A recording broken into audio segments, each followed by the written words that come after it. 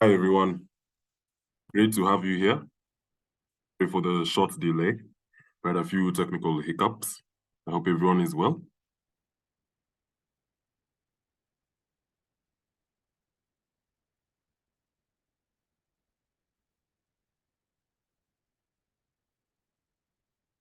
Hi David, hi Emmanuel, hi Andrew, hi Yuba. Hello, how are you? We're good. Sorry for the short delay. Hi Yuba, are you there? Hey, Marty, happy to see you again. Yeah, My I'm brother has happy to see you as well, David. Thanks, it's great to have you. Do you hear me? Yes, Yuba, we can hear you. Guest of honor today. Great to have you here. We'll just we'll post an update on the group and give people just 2 minutes to join and then we'll begin. I think we've already had a short delay. So we'll just give people 2 minutes to join and then we'll be good to go. Etakuzo, can you hear us?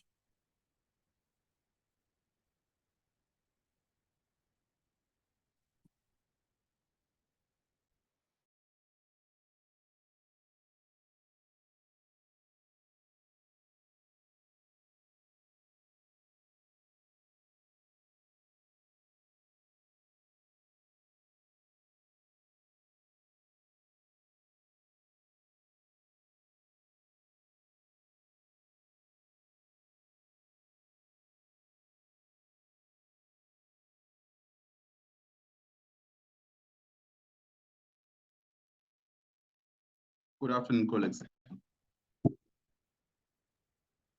Hi, Etakuzo, we can hear you. We're just giving people just 1 more minute to join and then we can proceed thereafter. Okay, sure, it's fine.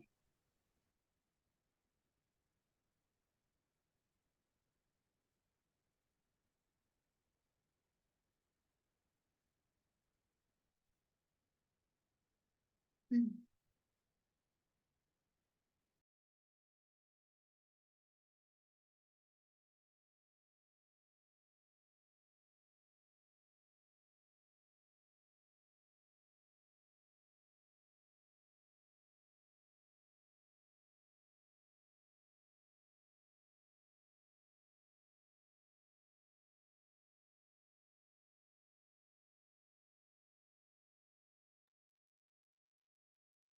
Hi, everyone. I believe we can proceed and then I know a few other members will be joining us as we go ahead. So it's okay, we can just let them find us as the train has already started moving. They can just join us along the way. So it's great to have you here once again today. Thank you for joining the PVA Africa CSO meetings today. We are privileged today to have Yuba Darif, who will be presenting to us about the social determinants of health inequalities, amongst several other really interesting updates from their line of work. We'll also be privileged to hear about, I know some of us are concerned about the situation in Morocco regarding the earthquake, and there have been a lot of similar natural disasters across the continent. So we just also like to hear about how Yuba has been operating in that environment, what health considerations have there been, and health steps from the government as well as from an organizational individual capacity. We'll be hearing what the experience was like. Of course, having an earthquake is never a great experience. It's very devastating. So just listening more from that perspective and standing in solidarity with Yuba and Moroccans as PV Africa members from the continent.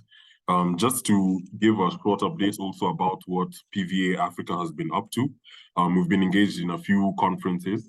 We were engaged in the IAHPE conference in Greece this weekend, where Barak was able to present on capitalism and the pandemics. Basically, our title was Nothing for Us Without Us, where Barak presented on where the Western interventions into healthcare concerns on the continent have been largely without involvement from Africans themselves, especially African CSOs. So the message that Barak and PV Africa, as a representative, were passing was that you can't have health interventions on the continent for us, but not led by us or by discounting our participation in our experiences. when you're forming these interventions. It was really successful. It happened on a Saturday, so I know most people were not available, but there's going to be a recording as well as a meeting report from that we'll share with the members as well. There's also been a lot of support work from the UNGA, the UN General Assembly meeting that happened in New York. There were a lot of side events held by the PVA global team. PVA Asia had an event as well in coordination with the embassies of Thailand and France in New York. There was also PVA Global Co-Chair Winnie Byanyima was part of a high-level UN General Assembly event as well. And then we also had a PVA Global side event on 20th of September. So where one of the films that we assisted with in terms of sorry, there's something in my throat. Where one of the members that we support in Health Poverty Action launched their film talking about the impact that COVID-19, the delayed response to vaccinations, had on women and girls in Kenya, which was really a blessing to see. We're looking to have a bit more engagement next year, and also see if we can have something for the World Health Summit that's coming up in Berlin as well. And we'll keep you updated on that as well. Aside from that, a lot of health support work with the Health Justice Initiative. I know they presented during the last CSO meeting, and just to reiterate, they actually won their court case against the South Africa's National Department of Health. And then there were some findings that they released on 18th September based on this. They released a compendium about the lessons that South Africa learned during the COVID crisis, the COVID pandemic, compiled them into stories by 25 scientists, researchers, health justice workers, CSOs, just sharing their lessons on, what happened during COVID, and in case there's ever going to be another pandemic of the similar scale, how can we then move forward past that? So those are some of the things that we have been up to. Aside from that, we're looking forward to finishing our own film, the Mother's film, and which we'll release as well. We're also going to launch another billboard in South Africa in solidarity with the World Health Summit, just to remember that for our citizens in South Africa to remember that COVID happened, and 3 years on, we need to be prepared in line with the policies of pandemic preparedness, prevention, and response. So that's some of what we have been up to as PVA Africa, and we're looking forward to doing a lot more. Our subgranting period has come to an end. So we're preparing also for the 2024-2025 subgranting periods. We'll also keep you up to date for that. In case you have any interesting projects that you would like to propose, we'll let you know when our call for proposals is going to be, and what direction we're going to take in terms of that. So that's about it from an update from PV Africa. Maybe Takuzo has a short update of his own, and then we can then proceed to welcome Yuba for this really important presentation. Thanks, Takuzo, go ahead. Okay, sure. Thanks, Matt. I'll just give a very brief update on the membership of PV Africa in different regions. So allow me to share the screen. Okay, can you confirm if you can see my screen? Yes, we can. Yes, I can confirm. Okay, sure. Thank you. So I'll just give a very brief update of PV Africa membership, so that I don't take too much time from you. So currently, in PV Africa, we have around 97 members that we have across the African continent, and those are distributed in different countries from Southern Africa, East Africa, West Africa, North Africa, and Central Africa. So you know that PV Africa works to ensure that the voices of different Africans is meaningfully represented in global affairs. So we actually do that by collaborating with the different CSOs across the continent. And currently we are working with around 97 CSOs that are spread across the African continent. So in Southern Africa, to give you a regional update, in Southern Africa, we have 37 validated members that are in Southern Africa. And most of them currently they work in community mobilization, HIV, and public health. Then in East Africa, we have 23 validated members, and see that most of them are concentrated in countries such as Kenya and Tanzania. And we will also be having one new member that will be joining us in September from Kenya.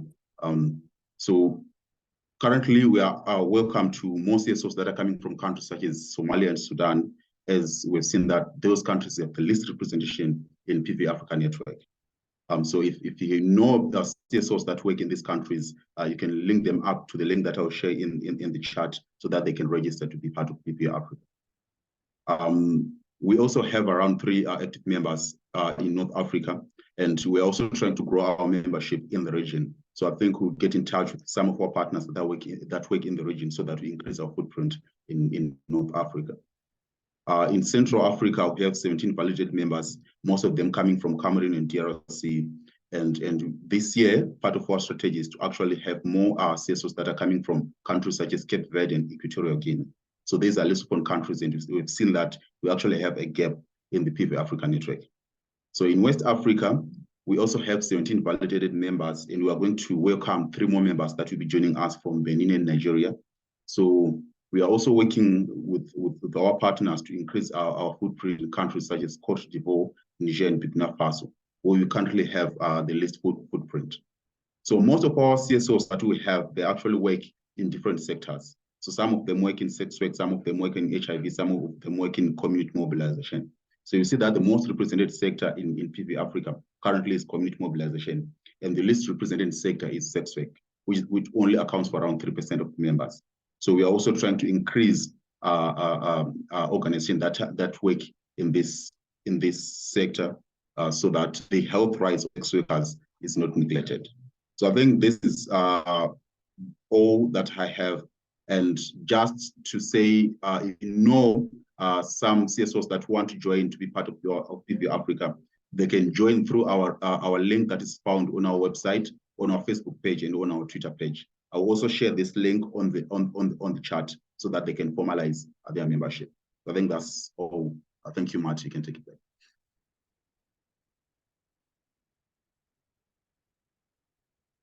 Thank you so much, Kuzo, for the coverage of that. Yeah, we're looking to. Sorry, Andrew, go ahead. My question, I just wanted to find out in terms of from Takuzo's presentation, in terms of the presence in Malawi. Do you have like how is it there? Because I'm biased because I'm Malawian, so I also want to be very active. I've been following the work that PVA is doing, and also the alliance itself. So I have a very keen interest, and I know that once we strengthen the work that the civil service does, there's a lot of things that we can do to achieve a lot of issues that are faced in public health and other sectors that we have interest in. Thank you.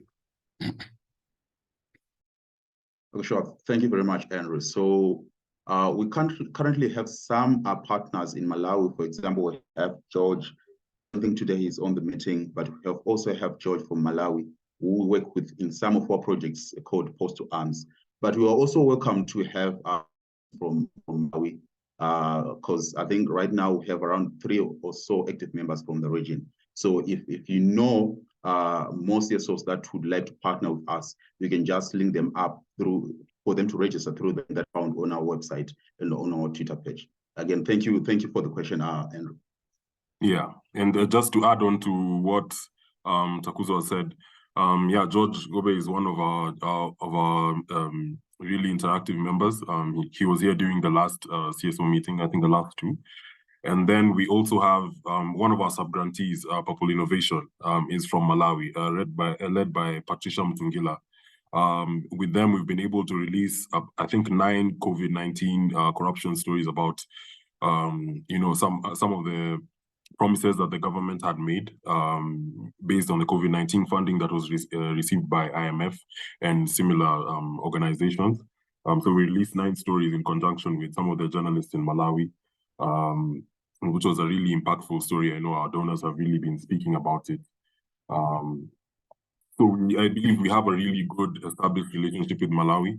I think it's just about strengthening the base in terms of numbers, but in terms of impact, I believe we've done a really good job on that. I don't know if you've been able to see any of the stories, Andrew. Definitely, I have seen a lot of the stories, and George Jobe is actually one of the big people in terms of as civil Yeah. in Malawi. So yeah, okay. Yeah. Those names that you're mentioning are quite familiar, and I think some of the work as well. I've been in touch, and then I think personally I was just asking because of the keen being part of these meetings and being part of the information that is being shared. I'm very, very much interested in also being part of the teams that pushes and brings in the advocacy work that PVA is doing. Thank you. Thanks a lot, Andrew. Thanks a lot for seeking clarification on that. Welcome, Mary. Sorry about your unstable internet. And now I believe it's time to give Yuba the floor. Yuba is one of our alternate members from PVA Africa. One of our very supportive North Africa members as well. It's very unfortunate about what happened in Morocco these past few weeks. We're looking forward to learn more about what Yuba does. And Yuba, I'm sure you really represent yourself and your organizations really well. So I'll let you do the introduction for yourself. We appreciate you taking the time to do this. I know it was a difficult time. But we appreciate you coming to enlighten our members about how we can stand in solidarity with you and the work that you do. So, and thank you very much. You may go ahead. Thank you so much. Do you hear me? Yes, we can hear Yeah, because I am in a public space and I'm not in Morocco actually. So I'm not sure about how stable is the internet and everything. And also I would like to ask you if you can share the presentation that I shared with you, or I can share it from my side. I If I can can share share it it. from my side, how? Okay, you can share it on your side if you'd like to. Okay. I'm just so bad at, okay, share screen, desktop, this is it first. Is it? Yes, we can see it. Okay. Okay. So actually the presentation is somehow about me, the work I'm doing, and also the situation in my country related to healthcare system, about let's say we call them key populations, which are LGBTIQ community, sex workers, and people using drugs, and all the people who are marginalized. So I'm going to try to go through that. So, I'm sorry about it. Okay, so I'm going to read it this way. So I will start by presenting myself. So my name is Yuba.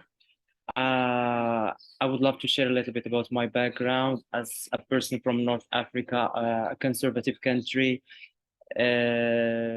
especially from the place I am coming from. I am a non-binary person, born and raised in a small village in the next to the Atlantic Ocean, originally from a small also city in the entire Atlas mountain, which is a very conservative region, and a place with a lot of social pressure challenges that I had to overcome as a North African Amazigh person, but also with a lot of laws that limit our freedoms and criminalize our intersectional identities as non-binary, but also as someone who is sexually not normative. So I am an LGBTIQ activist advocating for gender equality, sexual health, and bodily rights, citizen journalist, and also an alumni from Swedish Institute Leader Lab for Peaceful and Inclusive Societies. I am the founder of Roots Lab for Gender and Development, that we are now changing the identity and working on to grow the identity from Roots Lab to Queer Lab Africa, because we are growing and we have more people from everywhere in our continent, especially North Africa, but also West and East Africa. So this is something that we are doing. I'm a member of Youth Rights International Committee for 3 years. Now I'm not anymore. The regional coordinator of Sebamena, which is a network that working on sexual and reproductive health of young people in the MENA region. It's the first and the only network that works on young people, specifically on young people in this region. And also at the same time, the co-chair of the African Queer Youth Initiative.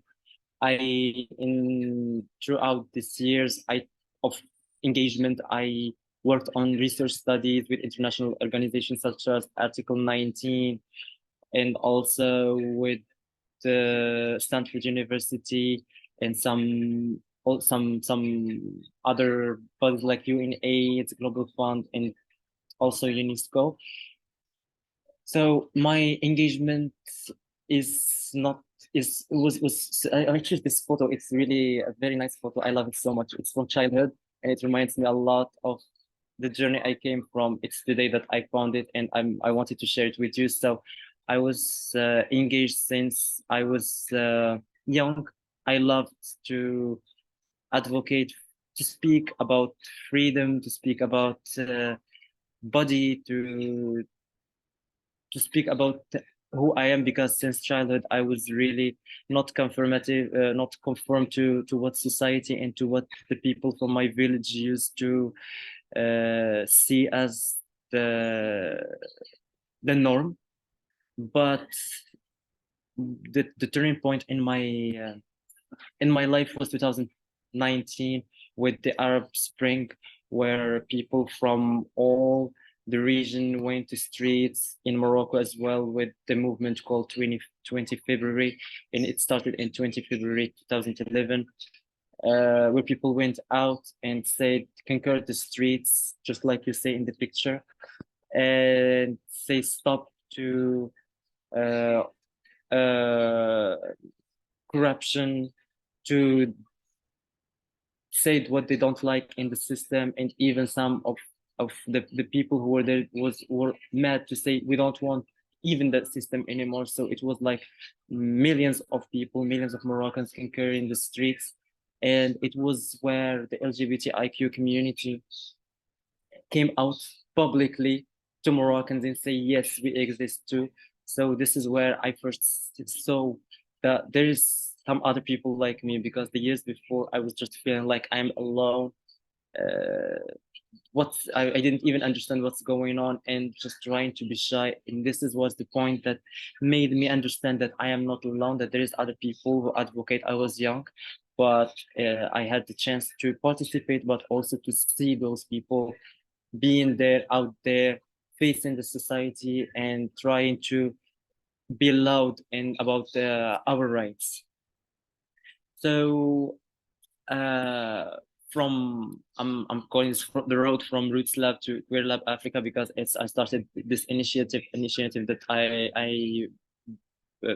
founded I think 5 years ago, which is called Roots Lab, to Queer Lab Africa, because now we are moving to this new identity, new vision, new mission, and new way of working that is more seasoned and have more experience. So in 2017, I started with an association Sud contre le Sida. I went to test, because I was sexually active and I didn't know much about the sexual transmissible disease. Then I got one and I had to learn about it. I didn't find anywhere but this association in my city, which is Agadir, in the center of Morocco. I met with people from the community, and since then I was like, okay, this is my place. This is where I belong. And a few months ago, started an initiative called Vitelfin with a fellow activist. She's a lesbian, and we try to work together to raise awareness about gender equality. And we spent 2 years working together. Then with COVID, when COVID hit, it was like very difficult to continue doing what I was doing the same way I was doing it. So I decided to move alone and work on my initiative, which is Roots Lab. which is an organization that works on developing the concept of gender and the understanding of what is gender in Morocco, for Moroccan population, especially for the LGBTIQ community, and promote equity, equality, and freedoms in the country. At the beginning, we aim to build a network of gender diverse people who are informed, enabled, who can contribute to the development of our conditions as LGBTIQ persons in a country that is really in a context that is sometimes difficult, not sometimes, most of the time is difficult. And 2 years, 3 years now, I think that we are going very well with our mission. Now we have a network of, let's say, almost 100 of persons who benefited from our activities, but also who are engaged with us, who respond to our calls, who join us if we have any activity or we call them for any activity. And by the time I also engaged with Sebamina, which is the first network I co-founded. Also, we were 12 young people from North Africa and the Middle East working to build something about for young people in this region that tackles sexual and reproductive health. I also joined the African Queer Youth Initiative, which is an initiative in a network that is so dear to my heart because I learned so much there. I had so much opportunities and also had the chance to travel so many countries in West Africa, like Ivory Coast, Nigeria, Sierra Leone, and that made me in contact with our continent. It made me understand more how we can collaborate together, that our issues are intersex, that our issues are the same. Maybe there's differences in some ways, but the main issues, the roots are the same. So this is an initiative that I learned so much from. And with all that experience, at a certain point a year ago, we organized in Roots Lab the PATA conference. If you are aware of it, it's about children living with HIV and sexual and reproductive, and it was really a chance for us to gather like activists from Morocco, and we had this idea. We proposed this idea of building an alliance of people, of organizations working on with people living with HIV, with LGBTIQ organizations. We had a trans-specific organization, so we built a network that can move and can do actions that are structured with a clear structure mechanisms and also a clear vision and mission, and that we can see the impact and also touch the impact on ground in term with the community, but also in relationship with the advocacy that we are doing with Morocco. This what we are doing is really very important and intersects a lot with the healthcare systems, because and also we believe that in Morocco the healthcare system is the entry point for our communities to be on the table and to converse or to exchange with the government, and because this is the only way to do it. This is the place where there's some space because of the work they are doing with the Global Fund and with other entities, with key populations. So it's something somewhere we can build a network and also advocate for our needs as grassroots communities, but also organizations. So in terms of the challenges and the change in the norm that we are doing, for example, there is the people living with HIV who are taking care of their cause and trying to implement actions that are very specific, like now I'm in Lebanon for stigma index, if you are aware of it. It's like an index that tackles the stigma or the what is going on in terms of stigma and discrimination in each specific country.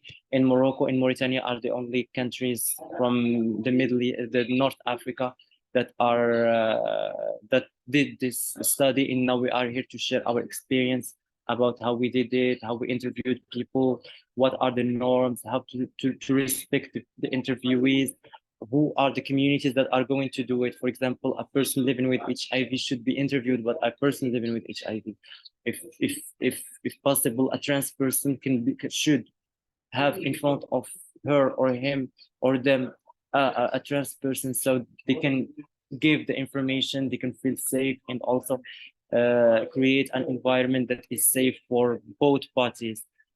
I think that there is so many challenges that comes with that, because we are in a context where laws are criminalized those communities. For example, same-sex or relationships are criminalized, and people who engage in same-sex relationships and caught by the police may go to jail. Also, sex work is criminalized in Morocco. So we try to navigate in a very difficult and challenging context, but we are trying to do our best by uniting our forces. We understand that if we don't do it by ourselves, no one will do it for us. If we are not there, if we are not into the face of our of the other party, which is the government and the society, no one will do it for us. So we are trying to build our capacities and create a network of people who are aware of our causes, who are aware of what we want to do, who are aware of our mission and vision, in order to have space, in order also to prove that we exist. Because sometimes when you have conversation with officials, they say, well, we don't think that trans people exist in Morocco. But when you have a network of trans people who are there, trans women, for example, or trans men, or anyone who can advocate for themselves and show up and say, well, if you don't think that we exist, here I am. And that's what we are doing to empower. We are empowering communities to lead the movement by themselves in order to overcome the challenges, because we believe that the change comes from the people who are the most concerned. And through our activities and through our actions, we always try to put the communities in front in order to change the norms and to promote a more equitable access, not only to health, but to education, because we believe that education is something that that is very important, and also that many people are deprived from. And I'm talking specifically about Morocco, because of bullying, because of lack of access to education for general population in general, but more specific and more clear in our communities that face more stigma, more discrimination, which makes them go out of school, sometimes from primary schools, sometimes people can go to the secondary, but in university sometimes it's many people, and I am one of those people. I am one of those people who went to the university, I was doing very well, but because of my identity, because of who I am, I felt the pressure. Sometimes it's an internal stigma, an internal you do it by yourself, you stigmatize yourself, you feel that you are not part of the school or wherever you are, and you go by yourself. And the same goes from hospitals, from any public space. So one of the questions is how we can engage with the communities to respect cultural diversity while we are promoting gender equity in health. I think that if we have programs, and if we have we create programs in public spaces, especially in healthcare institutions, and we can educate people about the cultural diversity and celebrate the diversity in communities, we can definitely achieve a lot of advancement and progress in what we are doing as a community, but also as organizations, especially as grassroots organizations. We think also that allowing exclusive spaces can help, because, for example, when you go to a public health institution, and that happens because sometimes gay men are recognized in some institutions, especially in associations that offers health health programs, or also like access to health. They are recognized, but sometimes the trans persons, especially trans women, are not recognized. So when a trans woman goes and enters in a category of a man who have sex with men, they don't consider themselves men because they are not men. But when they go to this institution and they consider them men, they just leave. So they don't have, they exclude themselves, so they don't benefit from the health services that exist.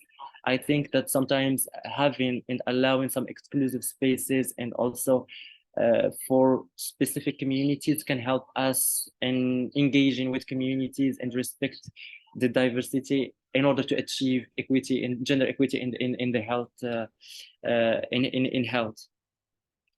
Also, sometimes it's just the fact to recognize the human diversity, because recognize that the humans are diverse, and educate of people who are working in those spaces about how diverse are humans, that no one is like another person, that identities are diverse, that gender is something that is evolving, gender is something that we create by ourselves, because it's a social construction, and we are part of this social construction. So as humans, our contribution is very important, and believing that we are diverse and allowing the diversity to grow can help us and engage those with communities and respect them and promote gender equity in health.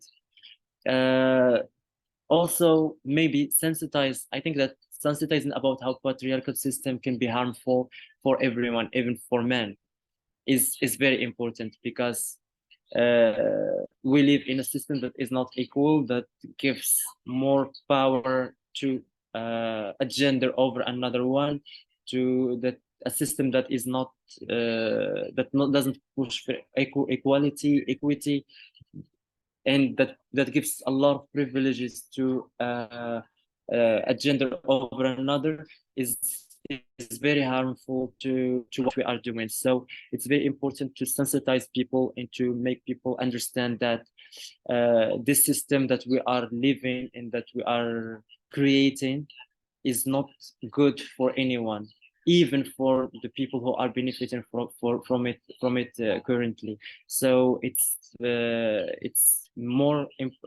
very important to have conversation about it and try to create a system that is inclusive, that respects the intersectional identities that exist in our world, in as humans. So it's very important to sensitize, but also to go to action and to put programs and to interact with communities and also with officials and try to link between them. It's very important to have this in some people have this talent of doing this, of linking people, of making spaces in room for many people. So we have to invest on those people and try to make them link between communities and officials, and to create an ecosystem that interacts in a very positive way, and that makes room for everyone, because it's this what we are going through is for everyone. So we have to make sure to sensitize people, but also to put mechanisms, and sometimes even to put laws that protect those people. We are so far from this situation in Morocco, and I think in Africa in general, but it's a dream, and we have to dream. We have to keep pushing and keep doing what we are doing in order to achieve this one day, maybe.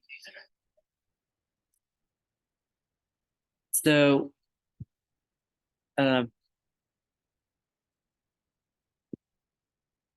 how can policymakers and advocates collaborate to implement gender-sensitive policies and programs?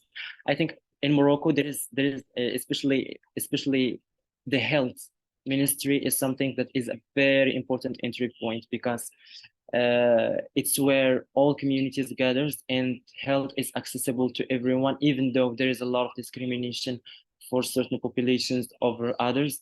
If you are, for example, a trans person, or an LGBTIQ person, or sex worker, or someone who lives in the streets, or you will you will go through discrimination in those institutions.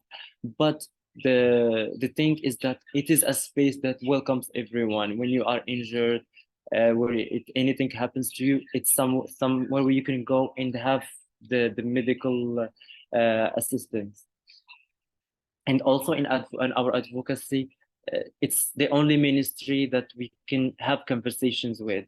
And even though they are putting a lot of obstacles and challenges to our community, sometimes they don't recognize things that they see by their own eyes. But at the same time, there is space, there is this conversation. It's very important to have conversation. It's very important to make spaces for even a little progress every time, and sometimes regress. But this conversation, this back and forth, is very important in our advocacy and our work. Also, the Ministry of Human Rights, even though it's not that much progressive, it doesn't defend human rights in their universality and inclusivity here in Morocco. But at the same time, there is conversations that happens, and also there is sometimes that are negative.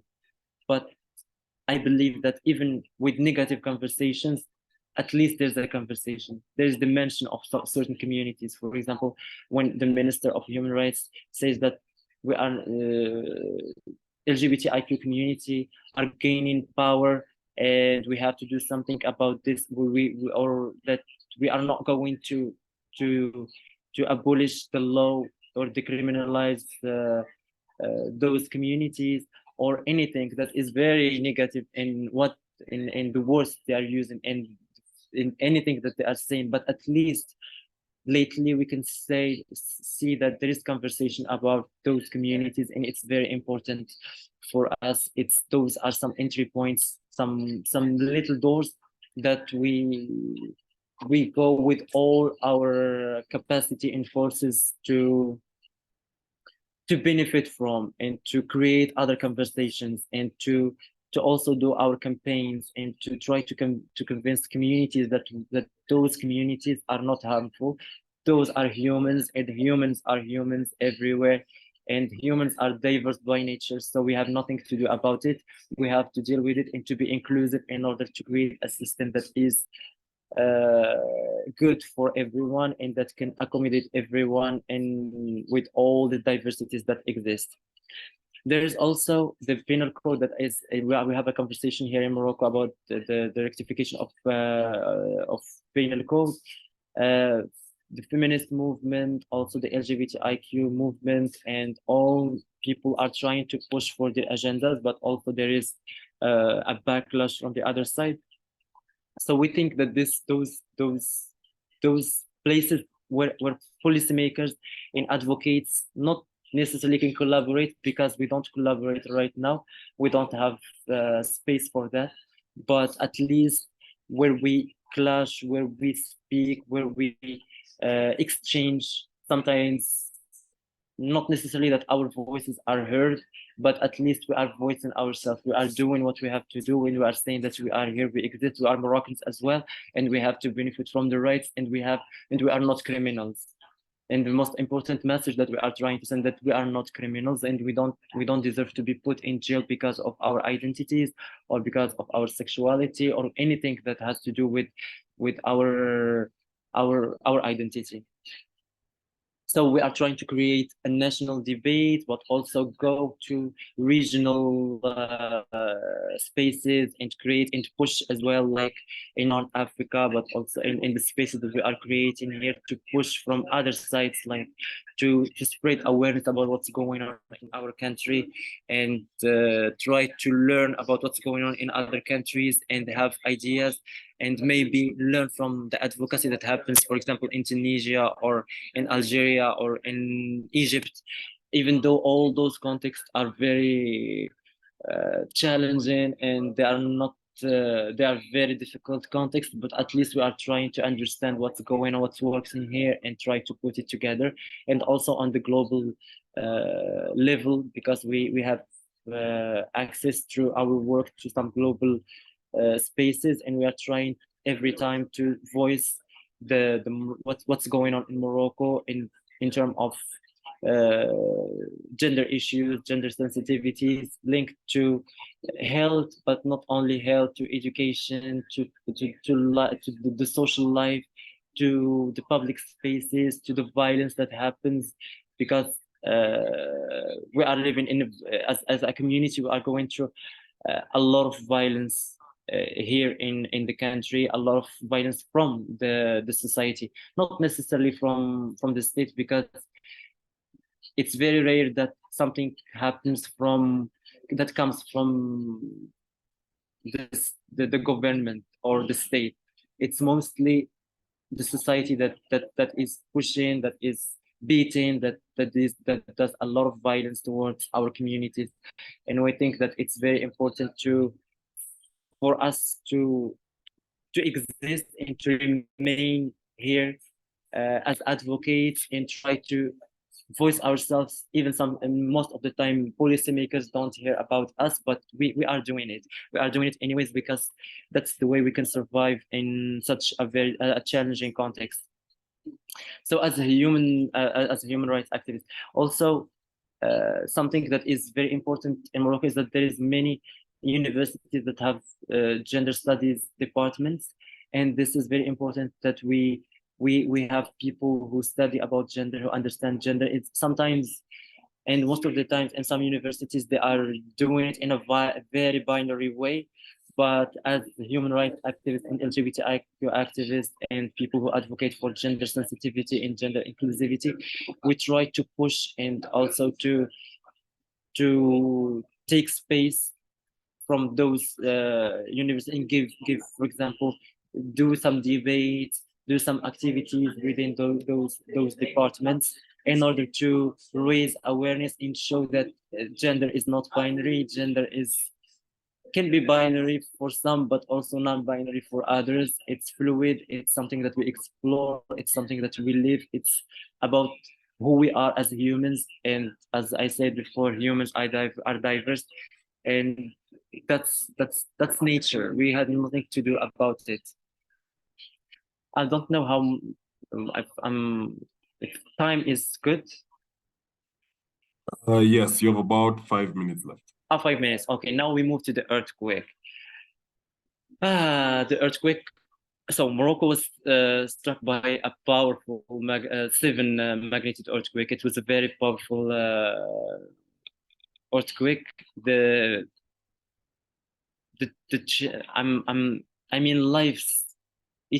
Every life, even one person, is very precious. But the thing is that it hit in the mountains, which is very bad for the people in rural areas. But with that, the buildings that were touched and the people who were there, it was 3,000 people, which is a lot of people, but also not that much, because those areas are not very inhabited. So the damages are very much. I personally, because I'm working on that since the earthquake happened, many people from the community lost their parents, some lost their brothers, sisters, some their grandparents, some are dead by themselves. And which leave us with a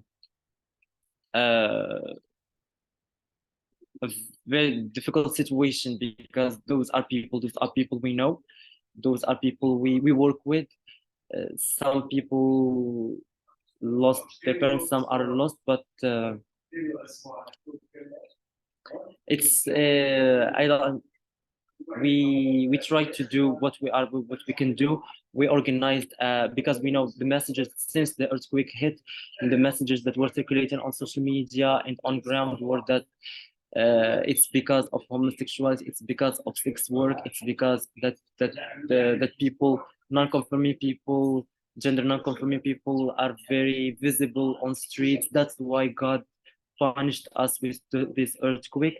So people from those communities in rural areas pushed away anyone who is gender non-conforming. They pushed away their siblings who are sex workers. Even they were providing, sometimes they were providing from them, going to big cities, working and providing for them. But when this earthquake hit, the majority of those people were kicked away from their houses. So we are in a situation where many people are don't have lost their families. Some lost their families. I mean, some families did, but also lost their families because the other who lived rejected them.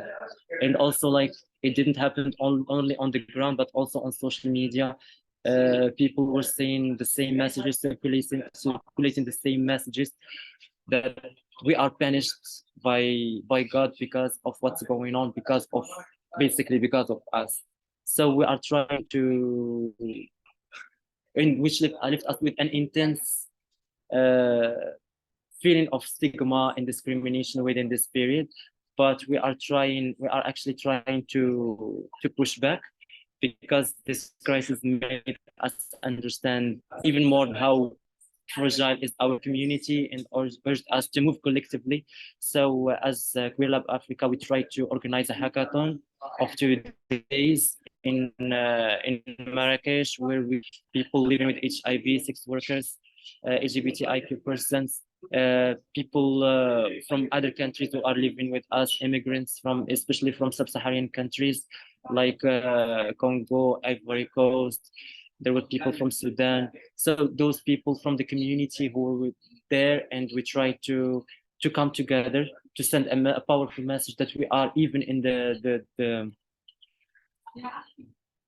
situation of crisis, we are going to be together. We are going to keep advocate for each other, because we know that there is no one who is going to think about us as communities. No one, definitely no one.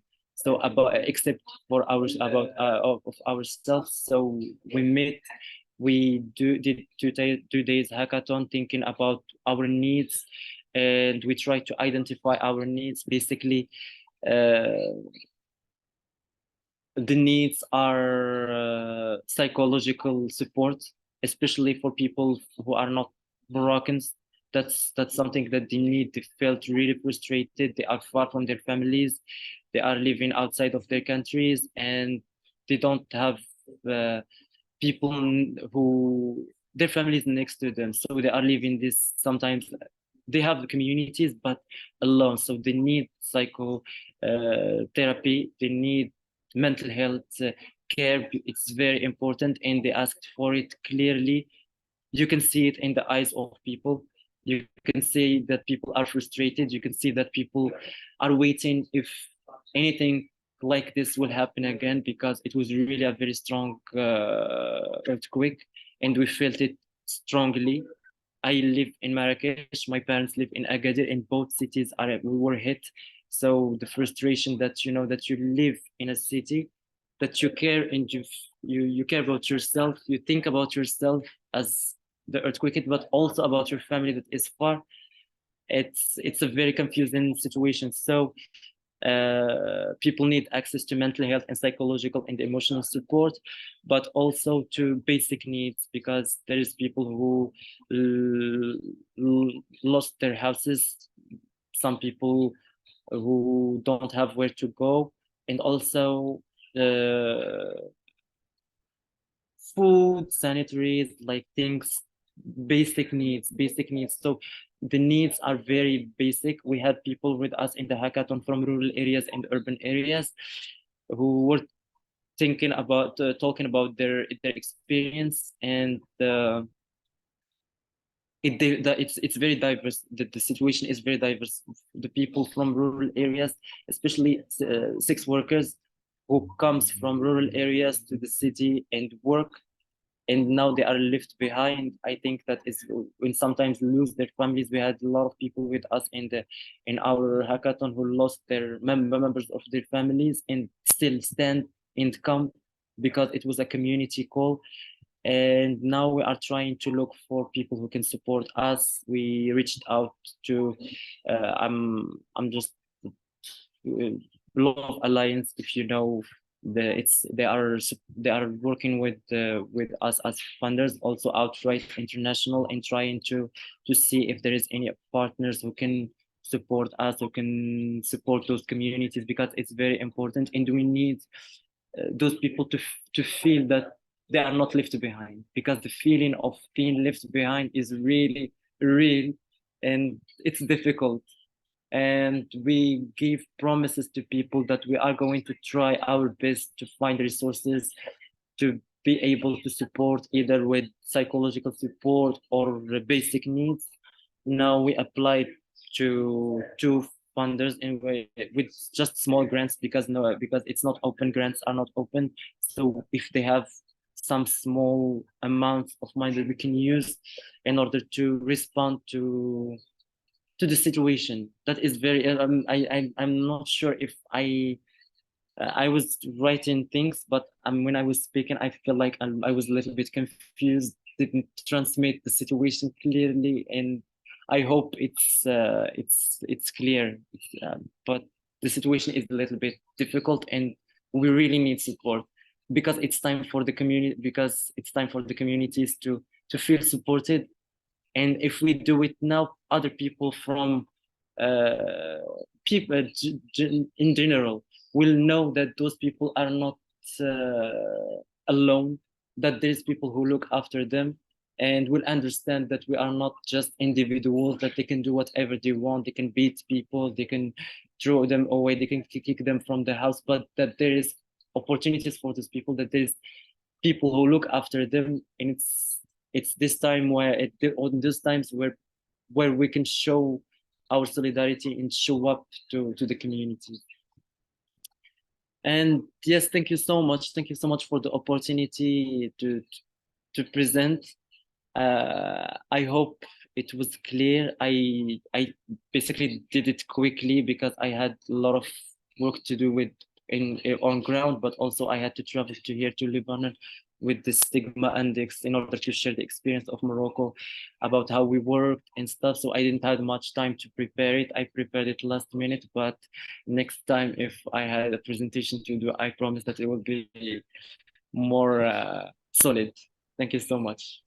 No problem. Thanks a lot, Yuba. I believe it was solid. I understood where you're coming from. I heard a lot about the work that you do, Roots Lab, Queer Lab, and also just about the hackathon and how you're supporting the LGBTQI plus communities on the ground in the wake of the earthquake and everything, and just standing in solidarity, showing that just because the society believes one thing doesn't mean that you can treat them or in a negative way or throw them out onto the streets. That there's a community behind them, and they will have their back and they will support them.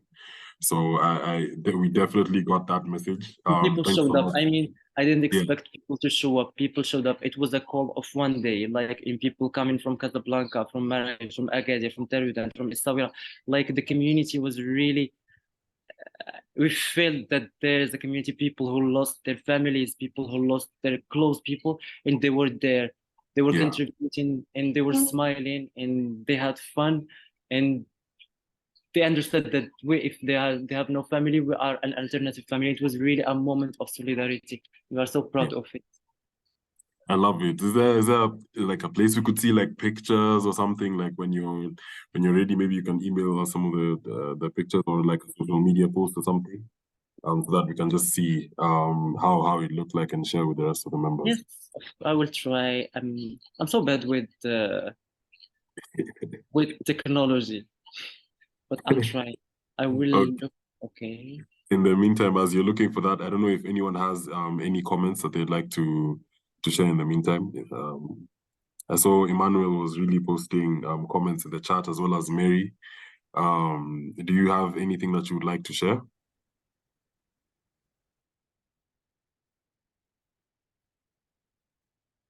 Hello. Yes, go ahead, Emmanuel. Yeah, thank you very much. I really appreciate the presentation of our colleague. We really have a big problem about people with disabilities and people with transgender. It's the new issue we have here in Rwanda. We specifically have issue related to those people because many communities, many people don't understand how those people can exist in the community. And additionally, in our churches, it's a big issue because preachers and the other church members, they do not believe that those people, those category of people can exist. So it's a problem that we are fighting with so that people may understand that it's possible to be born as a transgender or to be born with that terminate with a gender identity which is not the same with the other people in the community. So we have to strengthen the community awareness so that population or other countries, especially churches and the other communities may understand that people can exist. So here in Rwanda, so far we have problems with indigenous women, indigenous people, indigenous youth. They have problems to access the health services. I've appreciated our colleague as said, in all communities, those people, they have problems. Hello? Yes, Emmanuel, we can hear you. You both just saying. Yeah, those people have many problems. Why? Because they do not, they are not represented in the all action of the government. Why? Because they historically marginalized. They are marginalized. They are not able to have opportunities like others. Those people are hidden in their families because they have not voice. They have not voice in the community that should strengthen their maybe their rights. So what we have to do as a PVA Africa is to strengthen our community awareness and reach every places, every countries where we have those problems so that they may have equality as others. I can mention for this new issue of transgender or with the gender identity with the new here in Rwanda. Here in Rwanda, we have problems, like I said before, those people are not known. That's the first problem. They are not known. They are not recognized. And where they are, they don't wish, they're not proud, so that people may know their gender identity. So what you have to do is to mobilize them to be maybe proud of their gender identity, and also to sensitize the societies or communities to know that those people can exist and have the same rights like other communities in Rwanda. Thank you. Thanks for your contribution, Emmanuel. And for just letting us know that it's an emerging concern in Rwanda. Just to put a point of caution though, there's a fine line between, some of our sub-Saharan countries are really very aggressively against people with either people living with disabilities, as well as, more importantly, LGBTQI plus people. So just striking the balance between calling them out to be proud and at the same time respecting their privacy and also keeping them safe is a fine line that I know we need to keep on skirting, which is something that we strive to do at PVA Africa. I'm seeing there are 3 hands up. I'll just go in order of how they came up. There's Daraus. We'll go with Daraus first, and then Andrew, and then Peter. And I'm also noting the time, so please be brief. Thanks. Sorry, please. Do you hear me? Yes, Sorry. Emmanuel, you can just be brief, Yes, then you can go to Daraus. Emmanuel?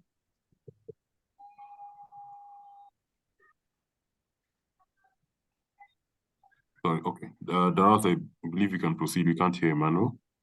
Okay.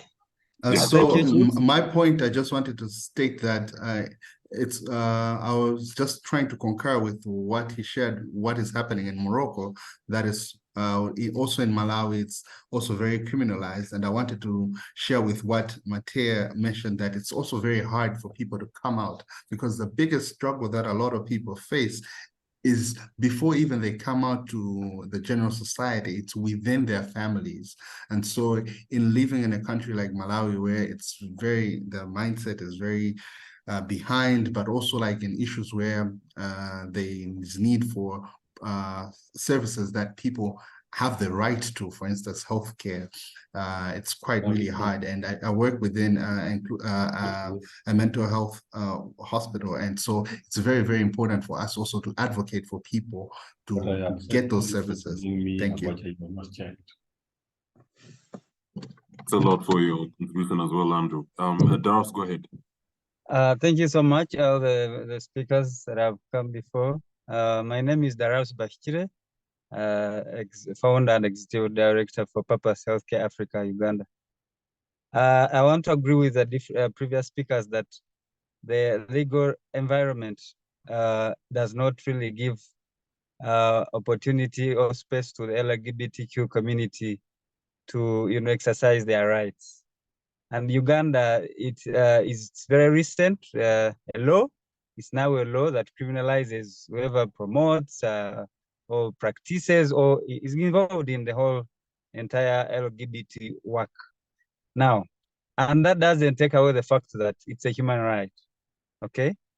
But of course, it limits on the extent which advocates like us could come out, and say, this is it, this is how it should be, and this is an issue of gender equality, and this must be respected by virtue of us being human beings. Now, of course, the good thing is that although the law was passed in Uganda, another circular was released that everyone, irrespective of their gender, their social class, their nature, biological nature, they're supposed to access health services.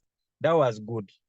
Now, me, I would think personally, or as a Purpose Healthcare Africa, if we could have well-wishers who could support our advocacy, and we approach this whole thing in the issue of health equity, and equality in service accessibility for us purposely, we focus on health services accessibility. I would think that we would really do some work in that line. So now that we have some backup from such circulars of equal access to health services. So my call is that I would thank my brother from Morocco for the work he's doing, and other colleagues. But we do want to have, it's my prayer that we have more hands or support to have advocacy and awareness, so that we reduce on the stigma, we empower these individuals to make sure that they don't sit down, they are not affected by this kind of harsh environment. I thank you so much. Thanks a lot for your contribution, Daraus. I know in Uganda is especially stringent of many sub-Saharan African countries. Thanks a lot for standing in solidarity with us, for joining the meeting, and for helping us stand in solidarity with LGBTQI plus people across the continent. Peter, go ahead. Yeah, this is Peter, a member of the ACT Facilitation Council, and belong to the CSO. And my concern is when we are talking about discrimination and access, I think we haven't gone far since we started the COVID drive in 2020. Because when there was a conference of From Pot to Arm, we thought now there would be better access. But even right now, if we go to the facility now, that vaccination is going to be happening at the primary healthcare through Gavi. Are we able, does any one of us, this platform can walk into the desk and receive the vaccine that they need? Not yet there. We are not yet there. And so that means there is still a barrier to access, not only from the disadvantaged community, but everybody. Right now, anybody who did not get the vaccine last year or up to mid this year is not able to get the vaccine. And that is access problem. And of course, we are seeing again another spike in the COVID, mostly in Europe, but even I think it's happening in Africa but the reporting is not there because we are a little bit now slow on reporting. And so this drive, this PVA should continue with the same energy that we had before and make sure that we get the right vaccines into the arms of the people. Thank you.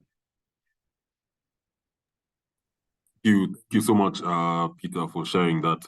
I'd like to assure you for sure that PVA Africa has not relented in its mission for vaccine access and health equity across the continent. We are still keeping tabs with the Gavi reports that are sent every month in association with WHO and Gavi, just to note the countries that are falling behind. Countries like South Sudan stopped reporting in May. Countries like Ghana are also still trying to meet their targets. Countries like Niger, also based on the conflict that's going on there, are also falling behind now. So we are still keeping tabs with that. We're trying to revive the conversations about COVID-19. We are staying on top of the pandemic prevention, preparedness and response. The events that were held at the UN General Assembly, we had a representative there as well. In as much as they tried to downplay, in as much as they signed the policy for PPPPR, they still don't have any concrete measures on how we're going to prepare for the next pandemic. And so we are trying to fight against that on the global front by saying that in as much as you sign the document does not have any substance to it, and we need more substance added to it. It's set to be revised by May 2024, and we shall be doing a lot of work until then to make sure that what goes into the document reflects health justice and vaccine equity on the continent, because we know we don't want the same kind of situation that happened in 2020 when the pandemic spread across the continent. So these are things that we're keeping tabs on. We're keeping tabs on South African government prosecuting Johnson & Johnson. We're keeping tabs on the IP waiver still going on. We're keeping tabs on the G20 and G7 conversations on intellectual property for the big pharmaceutical companies. These are all things that we are still keeping tabs on. And we'd like to assure you that this is something we are not letting go of. So thanks, Peter, for holding us to account and keeping us honest in that way. I think just in respect of everyone's time, I'd like to thank you once again for coming to present to us. Thank you all for engaging with us on this conversation today. As always, we've recorded, and the recording is on our YouTube page, the African Alliance YouTube page. You'll always find the recordings there a week or two after we've had this meeting. Feel free to share, feel free to let us know of how we may continue to support you and your teams in your various capacities. Thank you for joining, and have a lovely evening. Thanks, everyone. Thank you. Thank you. Thank you, and let's keep the conversation. We will. Thanks. Bye. Bye.